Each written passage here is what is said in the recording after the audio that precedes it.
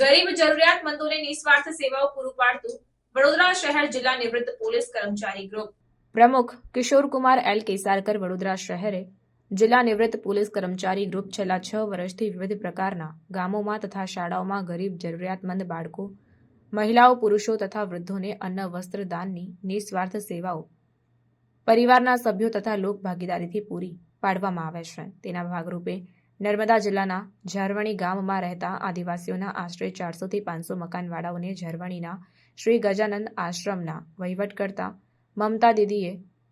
અને મદનપુરી નાવના સહકારથી અંદાજિત 500 સ્વેટર, એટલા જ પ્રમાણમાં નાના બાળકોથી પુખ્ત વયના પુરુષો મહિલાઓને સ્વેટરો, કપડાં, અનાજ, કરિયાણું, ચપ્પલો, ગેસ, સગડી, ક્રિકેટનું પૂર્ણ સામાન વગેરે તમામ નવી વસ્તુઓ વડોદરાથી આપવા માટે પ્રસ્થાન કરવામાં આવશે। આજરોજ વડોદરા શહેર જિલ્લા નિવૃત્ત પોલીસ કર્મચારી ગ્રુપ તરફથી પ્રેસ કોન્ફરન્સનું આયોજન કરવામાં આવેલ છે। જે પ્રેસ કોન્ફરન્સમાં આપ સૌ પત્રકાર મિત્રો, પ્રિન્ટ મીડિયા, ઇલેક્ટ્રોનિક મીડિયાના પધારેલ છે એનું અમારું ગ્રુપ અભિનંદન આપી સ્વાગત કરે છે। સાથે સાથે મારા કમિટીના સદસ્યો, ઉપપ્રમુખ છે બળજીભાઈ છે, સહમંત્રી છે પાંડેજી, મંત્રી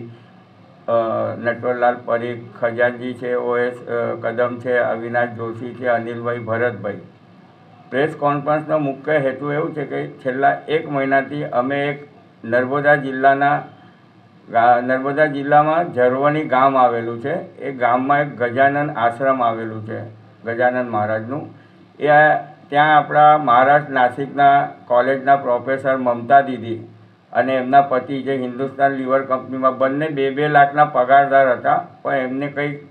આત્મામાં કંઈક એવું આવ્યું કે સેવા કરવી છે, એટલે એમને નોકરીઓ સારા પગારની છોડીને છેલ્લા 5-6 વર્ષથી ઝરવણી ગામમાં આશ્રમની સેવા કરે છે। ત્યાં પરિક્રમાવાળા આવે છે, 500 ગામના આદિવાસીના બાળકોને ત્યાં એ લોકો તાલીમ આપે છે અને એમના સેવા અર્થે અત્યારે અમે 20/1/2025 સોમવારે 300 સ્વેટરનું વિતરણ કરી આવ્યા। જ્યારે અમે ત્યાં પરિસ્થિતિ જોઈ તો 300-500 ગામોની અંદર જોયું કોઈના મકાનની અંદર ચપ્પલ નહીં, શરીર ઉપર કપડાં નહીં, એટલે અમે એક સેવાનો મહાયજ્ઞ શરૂ કરેલો 22/1/2025થી, જેમાં અમને સાથ સહકાર મળેલો છે મહારાષ્ટ્રના નિવૃત્ત ચીફ એક્ઝિક્યુટિવ મેજિસ્ટ્રેટ મહેન્દ્રભાઈ સવાની તથા વડોદરાની જહાંગીરપુરામાં આવેલી સિપા ચેરિટેબલ ટ્રસ્ટ એના પ્રમુખ છે જોનીભાઈ, અને આ જે ચીફ એક્ઝિક્યુટિવ મેજિસ્ટ્રેટ છે એમની Bombay relief and charitable trust ચાલે છે મુંબઈમાં, એમના બંને થકી અમને લગભગ 1000 સ્વેટરો મળ્યા છે। એમાંથી 700 સ્વેટરો અને અમારા પોલીસ પરિવારના નિવૃત્ત પરિવાર તરફથી અનાજ, કપડાં વગેરે આવ્યું છે। ચપ્પલો લીધી છે અમે, ક્રિકેટનું, ત્યાં લોકોને ક્રિકેટ શું છે છોકરાઓને ખબર નથી, એટલે અમે ક્રિકેટનું સામાન લીધું છે। લોક ભાગીદારીથી ગુરુ નાનક ક્લોથ સ્ટોરવાળા છે મુકેશભાઈ, એમના મિત્ર છે શ્રીચંદભાઈ, એમને અમને સાડીઓ, નવી વસ્તુઓ છે, આ બધી કોઈ જૂની વસ્તુઓ નથી। એમના તરફથી 15 વર્ષ સુધીના બાળકોના 8 પેકેટ પાર્સલો કપડાં આવેલા છે।